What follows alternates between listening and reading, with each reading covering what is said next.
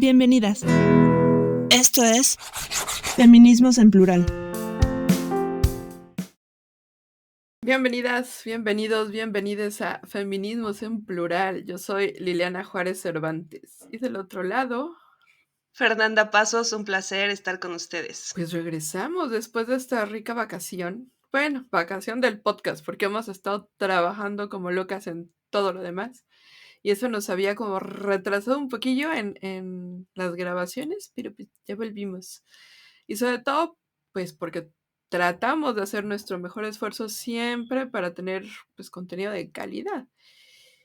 Y el día de hoy no estamos para menos, porque habíamos no retrasado quizá, pero sí pospuesto un poco, porque necesitábamos hacer un episodio que fuera pues bien informado, ¿no? Y nos costó un poquito de trabajo entender de qué queríamos hablar hoy, porque pues vamos a decir la verdad. Acá entre nos, ninguna de las dos es abogada. Y tampoco es que, bueno, Fernanda sí, a ella sí le caen bien. No, no es cierto, no me caen mal los abogados, pero digamos que a nivel intelectual, vamos a ponerlo así, suena feo, pero bueno, no encuentro otra palabra mejor. No comparto tanto con la abogacía, a pesar de que doy clases a chicos y chicas de derecho, en fin.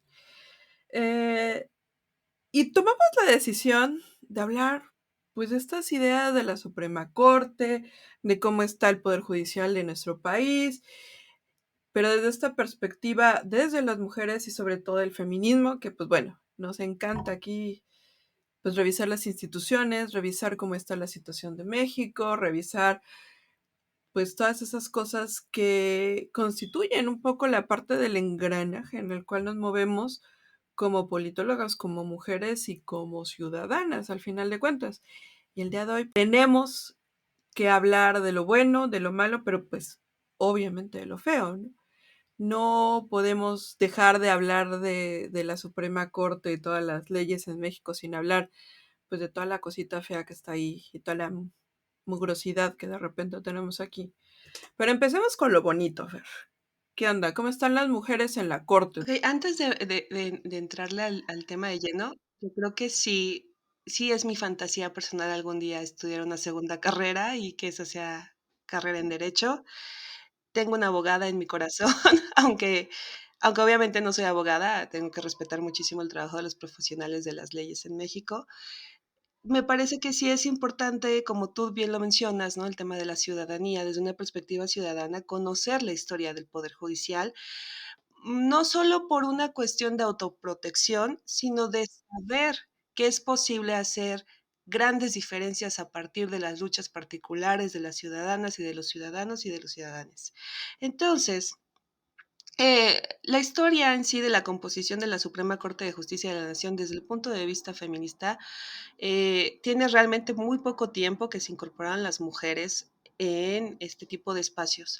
Encontré entre mis curiosidades de internet una hermosa fotografía, una hermosa infografía, perdón, sobre la composición y los grandes cambios que han vivido, ¿no? En la Suprema Corte, en qué momento se empiezan a integrar las mujeres, solo por respeto, solo por respeto, que después hablaremos de no solo es llegar y que sean cuerpo de mujer, sino qué tipo de agenda es la que se está defendiendo. Por respeto las voy a nombrar porque creo que sí es importante tener claro de quiénes estamos hablando, ¿no? En 1961 se incorporó María Cristina Salmorán de Tamayo como ministra de la Suprema Corte. Fue la primera mujer en ocupar ese cargo. Le siguió Livier Ayala Manso en el 76, Gloria León Orantes en el 79, Fausta Moreno en el 83, Marta Chávez Padrón en el 85, Irma Sarkis en el 87, Clementina Gil Guillén en el 88. Y aquí hay algo muy importante que destacar. En los años 90, durante el sexenio de Ernesto Zedillo, hubo una gran reforma institucional al Poder Judicial, en el que se sacaron a todos los ministros de la Suprema Corte y se incorporaron nuevos talentos. Es en este momento donde la única mujer que ha estado en tres poderes, en los tres grandes poderes de la Unión, me refiero a Olga Sánchez Cordero, se incorpora como la primera mujer y la única mujer designada a ocupar el cargo de ministra en la primera sala de la Suprema Corte de Justicia de la Nación. Destacable el dato porque si bien la señora fue senadora y después fue secretaria de Gobernación y después volvió otra vez a ser senadora, durante su paso por la Suprema Corte de Justicia de la Nación, la agenda feminista avanzó de una forma muy importante, pese a ser la única mujer en la Suprema Corte de Justicia de la Nación. En 2004 se incorpora Margarita Beatriz Luna Ramos. En 2015, Norma Lucía Piña Hernández, que hoy funge como la primera presidenta de la Suprema Corte de Justicia de la Nación y fue nombrada hace apenas unas semanas, lo cual es algo maravilloso porque a sus 63 años se convierte en una voz feminista, femócrata como tal, dentro del Poder Judicial. Y bueno, finalmente en 2019 llega Yasmín Esquivel, que ya hablaremos en su momento, Yasmín Esquivel, y Ana Margarita Ríos Farjat, y en el 2022, Loreto Ortiz, que ya hablaremos de Loreto Ortiz en su momento. ¿Por qué es importante? Porque si bien acaban de escuchar, no pasamos de una docena de grandes mujeres que marcaron el Poder Judicial, y conocer la historia del Poder Judicial en sí mismo nos hace entender que lo patriarcal es algo que se lucha dentro de las instituciones y que la paridad de género y las cuotas de género tienen una razón de ser. Es muy difícil que lleguen ciertas agendas si ciertos cuerpos no están presentes, pero aún con ciertos cuerpos presentes, no necesariamente tienen agendas que defiendan nuestros derechos como mujeres, como niñas y como mujeres, ¿no?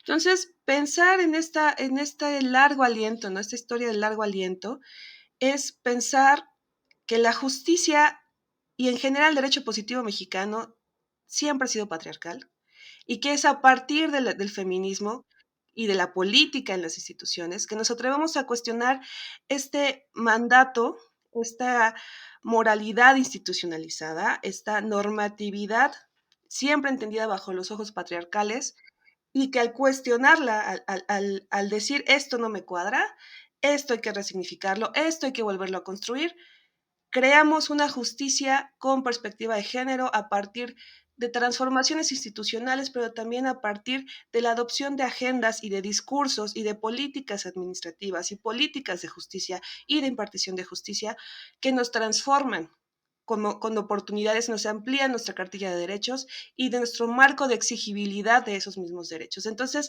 quizás ahorita estoy muy apasionada porque de verdad no espero algún día poder hacer esa carrera en derecho, pero en el fondo es eso, ¿no? Es la oportunidad que se nos está abriendo como mujeres dentro de las instituciones para exigir justicia pronta y expedita. Ay, tus sueños, tus sueños. Algún día espero yo hacer literatura.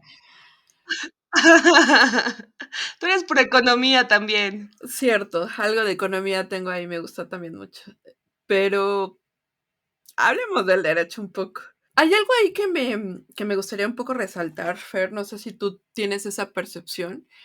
Cuando pasa este escándalo, para los que no nos siguen en México, de este escándalo que se dio hace recientes semanas del tema del plagio, de la tesis de licenciatura de una de las ministras de la Suprema Corte, pasa algo interesante. Si quieres, ahorita hablamos del tema del plagio como tal, pero hay algo a mí que me brinca, y es que pareciera que la Suprema Corte, a diferencia de los otros dos poderes de la nación, pues está muy gris, ¿no? O sea, muy gris en el Vox Populi, en la opinión pública. Pocas veces creo que la gente en general, la gente común y corriente, inclusive lo digo yo desde mi perspectiva como politóloga y lo que sea que los títulos que me correspondan,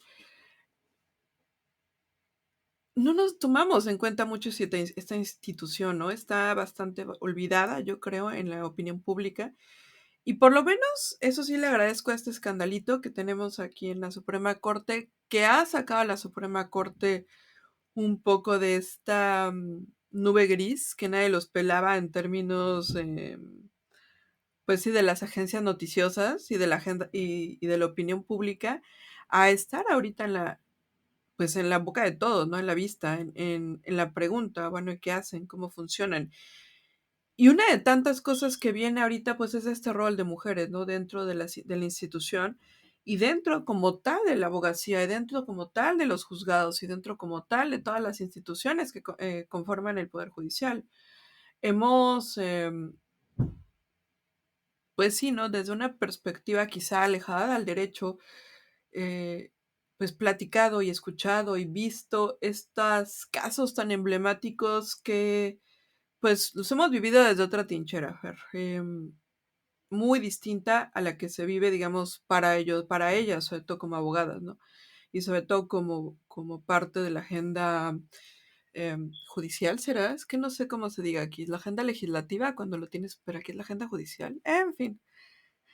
eh, la agenda judicial, ¿no? Como son temas estos de Ingrid Escamilla, de Olimpia, o inclusive el caso algodonero que pues modifica todas las leyes mexicanas, que bueno, pues nos ha tocado vivirlo desde la calle, ¿no? Exigir otras cosas, desde la crítica a las instituciones. Pero ¿qué pasa con las leyes? Con las leyes imperfectas, con las leyes que pues se piden, ¿no? Que sean reformadas y pues con la jurisprudencia, ¿no? O sea, al final de cuentas creo que hay una serie ahí de elementos interesantes que tendríamos que estar pues revisando, cuidando y analizando. Y yo quisiera traer un poco como a la mesa, ¿no? ¿Por qué de repente esta falta de mujeres, pues por un lado, ¿no? Esta falta de mujeres de esta manera tan tajante en una área donde supuestamente las mujeres están muy preparadas. ¿A qué voy con esto? O sea, la abogacía es una de las carreras donde hay muchas mujeres que estudian, pero no se ve todavía reflejado en la Suprema Corte, por ejemplo, ¿no? ¿Por qué falta ese? Porque por el otro lado encontramos esta, pues falta de interés pues, de la población en general. Yo creo que habría que empezar, quizás ahí me ganó la pasión antes, ¿no? Habría que recordar, digamos, un poco, ¿no? Cómo está dividido los poderes de la Unión en el caso mexicano. Está el ejecutivo, el legislativo y el judicial. El legislativo es el que hace las leyes, el ejecutivo, como dice su nombre, las ejecuta, las lleva a la práctica. Y el judicial es el que revisa que en efecto se estén realizando esa ejecución conforme a derecho, conforme marcan las leyes.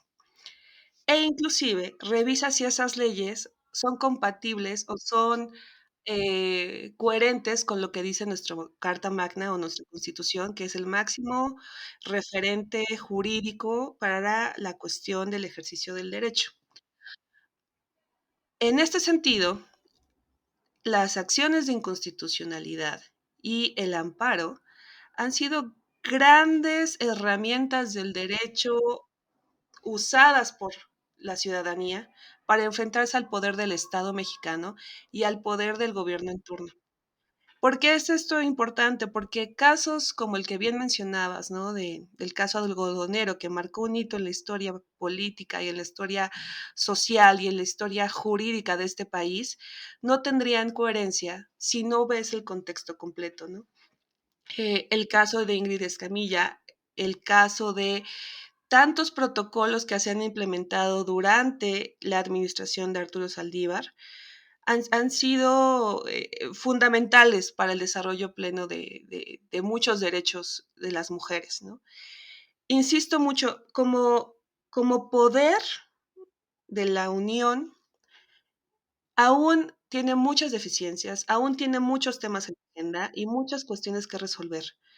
Sin embargo, los avances que ha logrado a lo largo que se han logrado a lo largo del tiempo a partir de la institucionalización de la perspectiva de género y de la agenda de las mujeres han sido cruciales para generar jurisprudencia.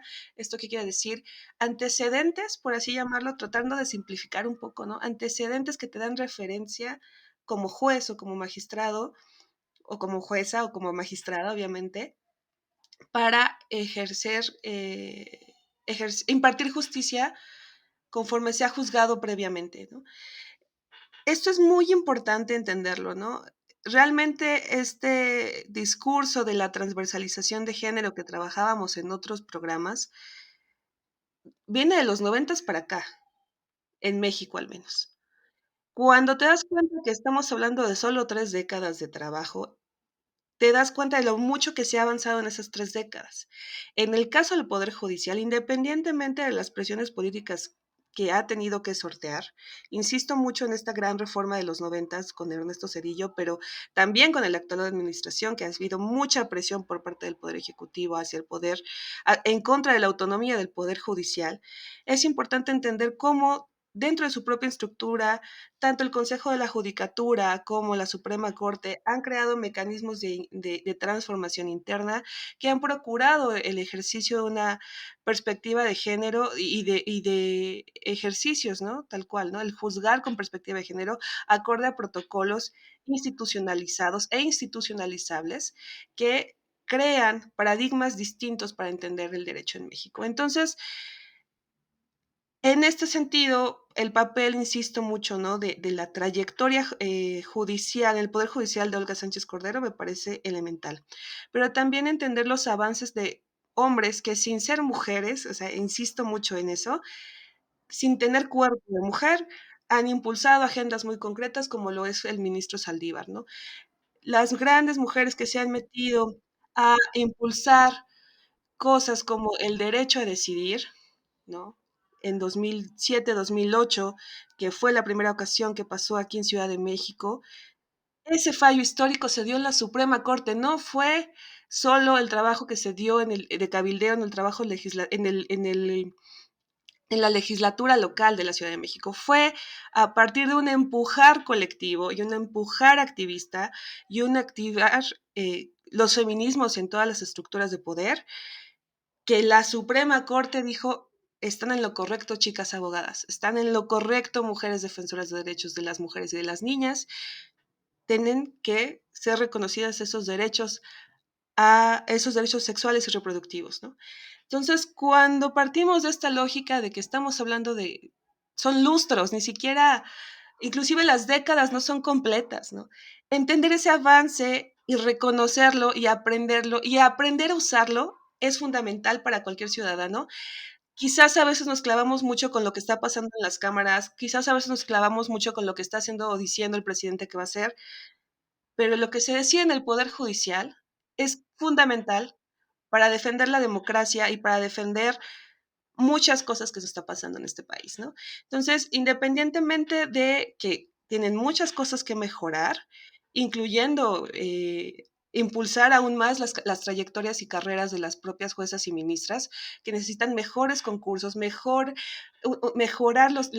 las capacitaciones y mejorar el sistema de evaluación interna para profesionalizar aún más y premiar aún más el mérito de las que están ya en esos espacios. El hecho de que se haya abierto esa brecha y que se siga ampliando esa brecha para mujeres y las agendas de mujeres y las agendas feministas resulta fundamental para el movimiento feminista en su conjunto. Hay algo de lo que dijiste que a mí me empieza como a brincar un poco, y sobre todo yo creo que en la parte de la historia de estas legislaciones últimas o estas decisiones de la Corte, eh, y es el tema de nombrar las cosas. Yo me quedé pensando un poquito igual en estos casos tan célebres que hemos estado viendo. No necesariamente creo que la decisión ha caído en la Suprema Corte en cuanto al nombramiento, pero sí ha llevado todos estos procesos judiciales a entender y nombrar diferentes los fenómenos. Voy a hablar concretamente de dos conceptos bien clarísimos, ¿no? El tema de feminicidio como tal, una herencia, ay, que creo que sí es medio vergonzosa, ¿no? Hablarla, ¿no? Una de las herencias del feminismo mexicano y el feminismo institucionalizado mexicano que le ha puesto nombre a las cosas y que le ha puesto nombre desde una perspectiva jurídica, es decir, se llama feminicidio. Y por el otro lado, no es un caso mexicano porque no se dio en México, que es el tema de la manada en España, pero yo me acuerdo que al final de cuentas también este caso trajo al debate muy fuerte hacia las propias legislaciones mexicanas, donde el tema del consentimiento, donde el tema de lo que significa o no significa una agresión sexual o lo que significa o no significa una violación, pues fue cuestionado, ¿no? Desde una perspectiva jurídica, ¿no? Y encontramos ahí cómo es la necesidad también desde la perspectiva de la academia, desde la perspectiva de los noticieros, de la perspectiva de toda la sociedad, de nombrar los fenómenos, ¿no? Y este nombramiento no es de una perspectiva, vamos a decirlo, académica o de periodismo, ¿no? sino de una perspectiva jurídica, porque algo de esas cosas que no me gustan del derecho es esta necesidad de ser tan explícitos con el lenguaje de repente, em, donde el lenguaje se maneja quizá un poco de una manera mucho más, no sé si la palabra es precisa, pero el uso del lenguaje importa de una manera distinta. Y yo creo que al final de cuentas que se hayan traído estos conceptos de manera tan clara desde esta perspectiva jurídica y al final de cuentas también hayan sumado y hayan em, agregado a los discursos y a las peleas y al todo, el vamos a definir las cosas. También es algo que nos ha sumado un montón, ¿no? Y bueno, me lleva quizá ahora a la otra cara de la moneda. ¿Qué pasa entonces con la necesidad y qué significa entonces que una abogada, qué significa entonces que una ministra sea feminista? Porque, no sé, o sea, es muy fácil para mí, quizá, entender el feminismo desde otras trincheras de la administración pública, desde las otras trincheras del gobierno o desde las otras trincheras de la academia, pero a mí me cuesta trabajo entender cuál es el quehacer de una abogada feminista, una ministra feminista. ¿Qué le sabes tú, Fer, a esto? La femocracia a veces es muy cruel con las mismas actoras. A veces quisiéramos que hicieran más, ¿no? Y ya lo tratamos en el episodio especial, ¿no? Pero tener una agenda concreta sobre lo que necesitamos como mujeres y nos interese nuestras necesidades inmediatas y nuestros intereses estratégicos. Si algo me quedó claro en Flaxo es la importancia de que las agendas son múltiples y las agendas van en muchos niveles, ¿no? Cualquier trinchera es vital, así, vital para mejorar la calidad de vida de todas, en todos los niveles. Pero en el caso concreto del derecho, creo que el hecho de que una ministra, una jueza, una magistrada esté dispuesta a avanzar en este tipo de agendas implica un compromiso social con causas muy concretas, ¿no? Lo hemos visto, por ejemplo, insisto, ¿no? En el nombramiento de apenas en el 2022, eh, apenas en el 2023 estamos teniendo nuestra primera ministra presidenta, ¿no? Cuando tú revisas el historial de esta mujer, no solo tiene una trayectoria en el sentido de que no me gustaría decir hija política porque no lo fue, pero le aprendió muchísimo a otra grande que fue a Olga Sánchez Cordero, insisto mucho, durante su paso por el Poder Judicial, ¿no?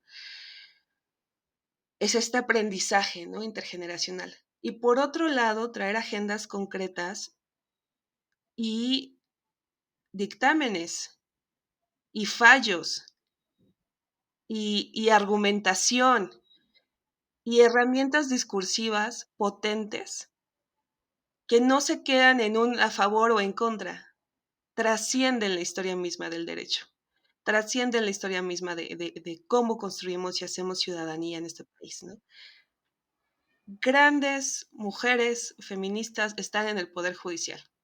Grandes mujeres feministas están ejerciendo como defensoras de derechos a partir de cuestiones como los despachos públicos, los despachos privados, en notarías, híjole, infinidad, ¿no? Pero de fondo lo que estamos viendo es esas posiciones que son tan difíciles de alcanzar, pueden ser determinantes para cambiar la historia de muchas más mujeres. Esa es la fuerza, esa es la potencia de pertenecer a este poder judicial, ¿no? Ya lo veremos con otros tipos de poderes. Digamos, los organismos autónomos son especiales, ¿no? Pero el Tribunal Electoral del Poder Judicial de la Federación, las fiscalías, el mismo Consejo de la Judicatura Federal, hay un montón de organismos que no necesariamente son la Suprema Corte, donde se ejerce el derecho y donde la agenda feminista a partir de estas gafas feministas de la femocracia y de la femocracia vivida a partir del derecho, crean y generan una nueva percepción de que es posible otro tipo de derecho, vaya, más allá de la filosofía del derecho, que ese es todo un debate súper larguísimo, el cual, para quien es igual de ñoño que yo, los invito a investigar, ¿no? En el sentido de dónde vienen las normas y por qué pensamos las normas de esa manera, ¿no? Es buenísimo investigar el origen de las leyes, ¿no? Algo más concreto tiene que ver con cómo ejercemos la ley, cómo juzgamos lo correcto y lo incorrecto, lo justo y lo injusto, lo válido y lo no válido. Cómo estos vacíos en la ley tienen que ser juzgados por alguien más, porque eso, ¿no? Siempre cualquier ley es perfectible, pero la interpretación de la misma, si es a partir de una mirada feminista, puede hacer grandes cambios. Entonces, si bien hay que ser críticos con muchas cosas que están pasando en el Poder Judicial, y yo me sumo a esta visión crítica de lo que está ocurriendo, ¿no? Sobre todo este cuestionamiento a la autonomía de la Suprema Corte y este cuestionamiento a la ética, la autoridad moral y la trayectoria de una ministra, no se puede borrar o echar por la borda todo el trabajo que sí se está haciendo en la Suprema Corte. Todo ese trabajo que ha brindado y que ha garantizado el derecho de muchas mexicanas a vivir con libertad. Insisto siempre con esta cuestión de la libertad porque la Suprema Corte y las ministras y las juezas y las abogadas están defendiendo a muchas mujeres en este momento y son gracias a ellas que se crean nuevas leyes y nuevas interpretaciones y nuevas formas de ejercer la justicia en este país. Entonces sí, importa mucho que una ministra se declare feminista y que tenga estas agendas y que las impulse con todo el poder que implica el cargo que detenta. Yo creo que si hablamos de lo bueno, tenemos que hablar de lo malo. Y en este caso también, pues ni modo, toca, porque la verdad es que sí es una vergüenza lo que pasó con la ministra Yasmín Esquivel, que pues yo creo que es todo lo malo, ¿no? Todo lo que no comentaste aquí, que viene a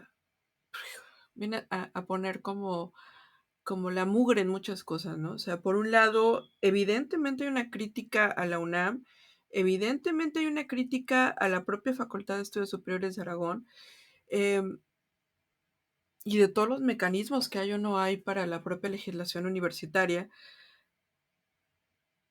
pero creo que quiero hablar un poco de ella como abogada y como parte de la Suprema Corte, porque al final de cuentas, y como lo comentaba al principio, ¿no? Me toca trabajar con estudiantes, mujeres, que quieren ser abogadas y desde la propia academia hay todavía demasiados obstáculos para que ellos lo logren.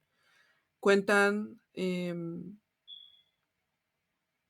pues de discursos que no voy a repetir aquí, porque creo que son obvios, creo que son bastante dolorosos y no son mis historias para contar, pero digamos que desde las propias licenciaturas a la formación de las abogadas encuentran demasiados problemas, demasiados nos y demasiados novales para que esta mujer que logra con un esfuerzo de verdad de muchas generaciones, porque no están ahí por ellas, están ahí por una serie de fuerzas más allá de todo, que logran entrar, lo haya logrado entrar, una por recomendación presidencial, es decir, violando la autonomía de la Suprema Corte, y dos, haya manchado de esa manera el nombre de las mujeres en la Corte, que de verdad, o sea, véanlo, de la historia, o sea, que una de estas pocas mujeres que logra haya estado tan manchada es doloroso, porque sobre todo si una se mete al quehacer diario de las abogadas, en todas las áreas, yo creo que penalistas de lo peorcito que hay en términos del trato misógino que reciben las abogadas, pues vemos que es, híjole, no quiero decir la palabra milagro, pero casi es un acto prácticamente imposible llegar ahí, ¿no? Entonces, y para que la que lo haya hecho, lo destruya de esa manera el trabajo de tantos años, pues duele. Y duele desde esta trinchera quizá alejada de la Suprema Corte. ¿Con qué cierras, Fer, el día de hoy tan institucional que andamos? Bueno, ahorita pensando en el caso, bueno, cuando yo me enteré por la columna de Sheridan hace más de un mes, francamente fue impactante porque pues soy soy una orgullosa egresada de la máxima casa de estudios y como tú dices, es un trabajo de generaciones y generaciones y generaciones de mujeres que decidieron estudiar derecho, que decidieron elegir a la UNAM, que decidieron hacer la diferencia a partir de su realidad inmediata, que era estar, ¿no? en los juzgados. Y, y no sé en qué va a terminar la controversia, francamente. No sé en qué vaya a terminar la controversia, porque la UNAM no solo se juega su prestigio, se juega la colonización guinda, ¿no? Que con la salida de Graue, pues está más que inminente, ¿no? Eh, pero en concreto, la visión crítica tiene que trascender a la persona. En este caso, veremos cómo se resuelve, ¿no? Pero las instituciones tienen que aprender de los errores y las instituciones más importantes de este país están ahí, en el Poder Judicial. Cuando pensemos en mujeres que hacen la diferencia dentro de las instituciones, pensemos en los años que se han pasado quemándose las pestañas estudiando, en el tiempo que pasaron frente a una maestra como mi amiga Liliana, ¿no? Escuchando y aprendiendo de ella. Y el tiempo y el esfuerzo y el sacrificio que se tuvo que hacer en otras agendas como, no sé, las maternidades, la vida de pareja, el tiempo de descanso, todos esos sacrificios para llegar ahí, para llegar a un espacio donde puedes hacer la diferencia.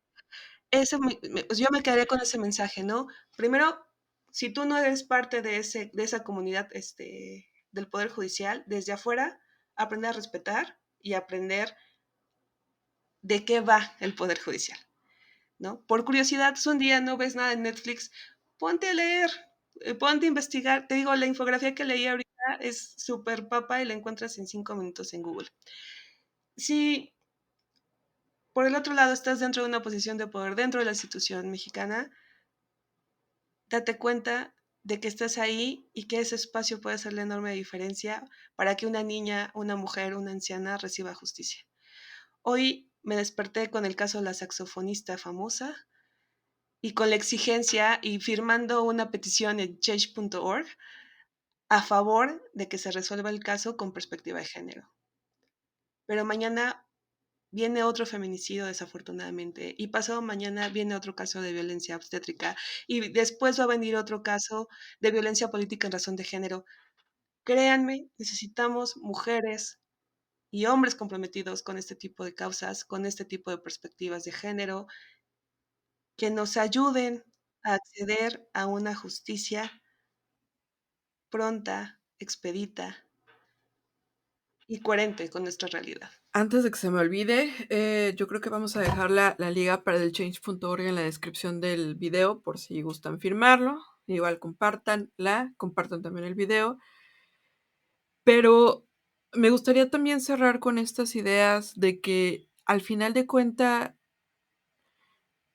no dejemos y no menospreciemos el trabajo en una institución tan importante, porque a veces como ciudadanía nos da reverenda flojera, por no decir otras palabras, el análisis de algunas instituciones, y son nuestras vidas las que están por ahí, ¿no? Son nuestras vidas las que se juzgan, se definen, se deciden, y pues también hay que entender, ¿no? Que el trabajo que se hace ahí no es un trabajo de gratis, que cuesta muchísimo. Y finalmente, y lo digo ahí con todo el amor hacia mis alumnas, con todo el amor a las abogadas que andan por ahí, pues veamos también cuáles son esos análisis y esos vocabularios y esas preconcepciones que tenemos hacia ellas que están haciendo tan difícil que lleguen a estas instancias. Pues me despido. Yo soy Liliana Juárez Cervantes. Mi nombre es Fernanda Pasos. Y esto es Feminismos en Plural. Gracias por escucharnos. Hasta la próxima semana. Síguenos en nuestras redes sociales: Facebook, Twitter, YouTube e Instagram.